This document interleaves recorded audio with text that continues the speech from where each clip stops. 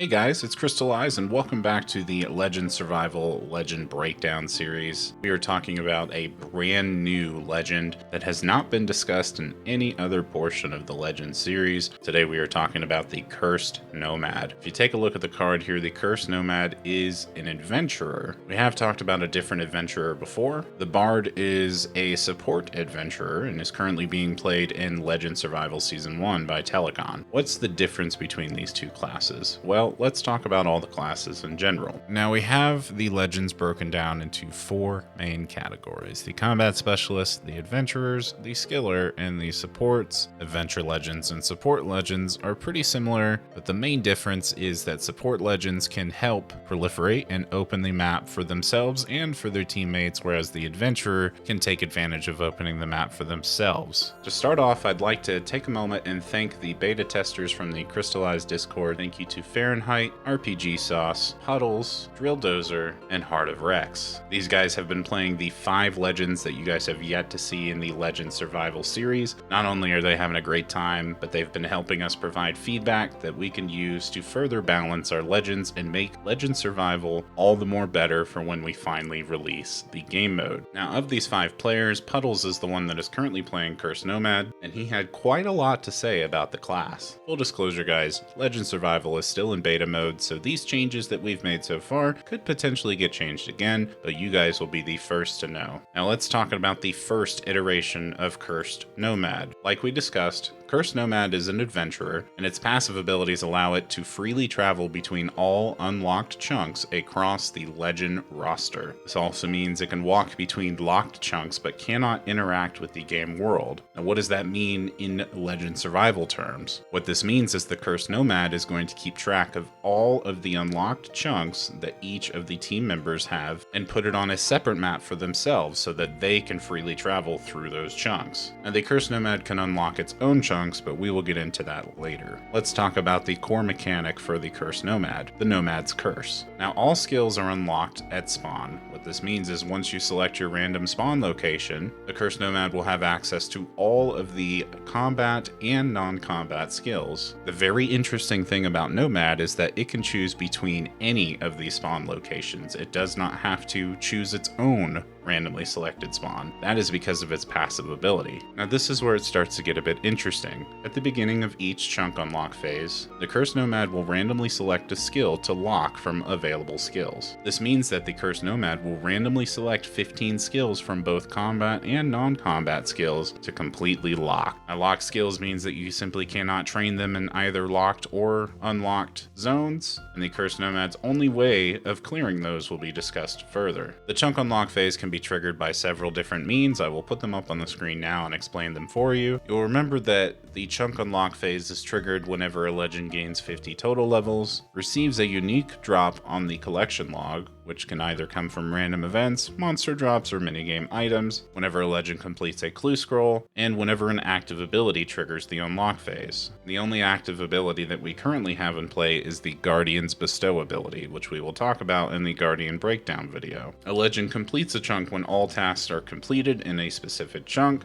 Now similar to how the Scout has the Orienteering token and the Bard has the Blessing token, the Cursed Nomad will be tracking its curse tokens using the personal currency tracker inside RuneLite. Once you have rolled Nomad's Curse 15 times and you have 15 curse tokens on your personal currency tracker, this is where the Cursed Nomad gameplay completely flips on its head. You will stop tracking curse tokens after 15 rolls and you will start tracking cleanse tokens instead. Now cleanse tokens can be obtained in 2 ways. You receive 2 cleanse tokens automatically whenever you complete 15 chunks. It's important that keyword is complete, not unlocked. These cleanse tokens allow the Cursed Nomad to select 1 locked non-combat skill to unlock permanently. Cleanse tokens can be used on other party members. If they are gifted, then the non-combat skill is randomly selected by the legend that is gifted the token. Now, the only other way that the Cursed Nomad can receive cleanse tokens is by completing full achievement diaries. All the data that we compiled with the beta group was really interesting to look at because a couple of things came up along the way that we didn't really anticipate. For starters, we have a rule for Minigame Teleport grouping, where if any legend on the roster unlocks a chunk that includes a Minigame Teleport, Teleport, that chunk is unlocked for the entire roster. Sounds like a good thing, right? It does negatively impact the Cursed Nomad in that it triggers the Curse token since that chunk is also unlocked for the Nomad. It puts it in the chunk unlock phase. We started to see throughout the beta test with the first iteration of Cursed Nomad that it was a bit of a double-edged sword to play the Nomad. While you have the benefit of being able to travel the entire map at your own will and also interact with the chunks that your entire roster is unlocked, you start to feel like the team is coming against you whenever they unlock minigame teleports. I wanted to take away from that feeling of having to either avoid the minigame teleports at all costs or to simply balance it in a way that the minigame teleports could still be unlocked, but not negatively impact the Cursed Nomad. This is where the second iteration of Cursed Nomad has come into play. Let's start from the top. A lot of this information has stayed the same, but we have updated the phrasing so that it's easier to understand and it meets the standards of the current Legend Survival mode. The Cursed Nomad is still an adventurer class. This legend starts with all skills unlocked at spawn. It can still freely travel between all unlocked chunks across the legend roster and can walk anywhere in-game. It cannot interact with the game world inside locked chunks. Now the curse token has stayed the same. At the start of your chunk unlock phase, you will randomly select a skill to lock from available skills. This happens a maximum of 15 times throughout the entire Legend Survival session. This is where we updated the wording. After you complete 15 chunks, you gain 2 cleanse tokens. These first 2 cleanse tokens are not gift eligible, which means they have to be used on the Cursed Nomad. As you can see, completing full achievement diaries awards 1 cleanse token. Tokens gained this way can be gifted. If gifted, the non-combat skill is randomly selected by the legend that receives the cleanse token. This is the major change that we gave to Nomad. We added an ability called Saving Throw. Whenever a chunk phase is triggered from a minigame teleport unlock, you will roll a saving throw. It's weighted 80% in favor of blocking the curse token. It decreases by 5% every time the saving throw is triggered. Let's look at this from a mathematical standpoint. You have a wheel here. The wheel is weighted 80% in favor of blocking the curse token. Each time you roll this wheel, meaning each time your team unlocks a minigame teleport, you will roll this wheel, and you have a decreasing chance in favor of blocking the curse token. If the curse token is blocked, then you do not have to lock a skill. By the time you reach the 15th roll, you have a 10% chance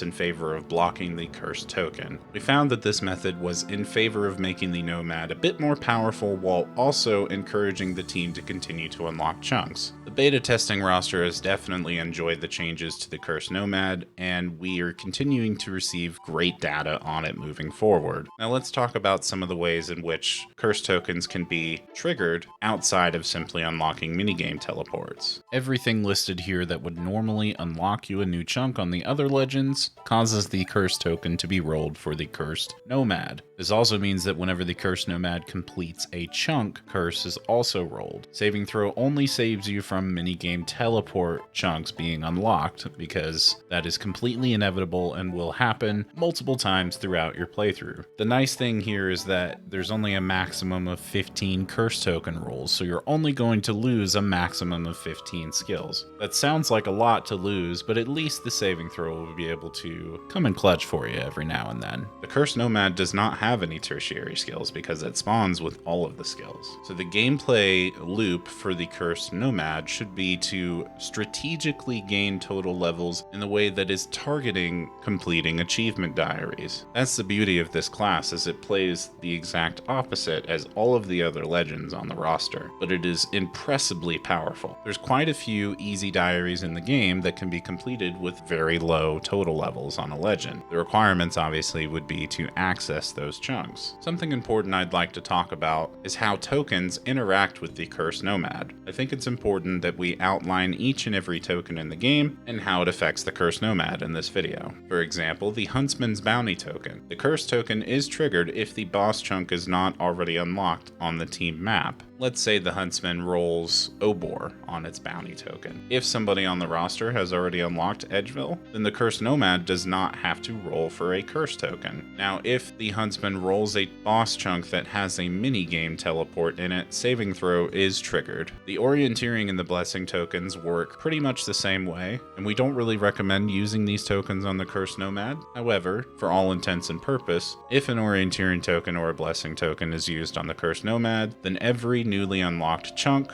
triggers a curse token roll, and if that chunk has a minigame teleport spell in it, then saving throw is triggered before curse is triggered. For the artisan, its renown token can't be gifted, but in the event of the artisan unlocking a minigame teleport within the 3x3 grid, then that minigame teleport triggers saving throw. The guardian's bestow token, if the selected chunk has a minigame teleport in it, saving throw is triggered. Completing the chunk also triggers the curse token. The important thing to consider here is how the cleanse token works. So when a cleanse token is used on the cursed nomad, the cursed nomad selects a non-combat skill to unlock permanently. Whereas if the cleanse token is gifted to a party member, that target legend must randomly select a locked non-combat skill to unlock. Now trust me when I say that the cursed nomad itself, in theory, can be pretty confusing when looking at it from a top-down perspective. It is so diverse on the Legends roster that it could literally be considered its own game mode. However, in regards to Legends Survival Season 1, Cursed Nomad has become one of my favorite legends to talk about amongst the players and the beta testers because it just provokes so much thought and brainstorming and theory crafting that it has been such a fun class to work with. I do hope you guys enjoyed this video. Be looking out for episode 4 of Legend Survival Season 1 between Telecon, Clem, and I. That episode will be uploaded on my channel tomorrow. Make sure you like the video, comment if you have any questions about the Cursed Nomad or any of the previous legends we've discussed, and I will see you guys in the next video.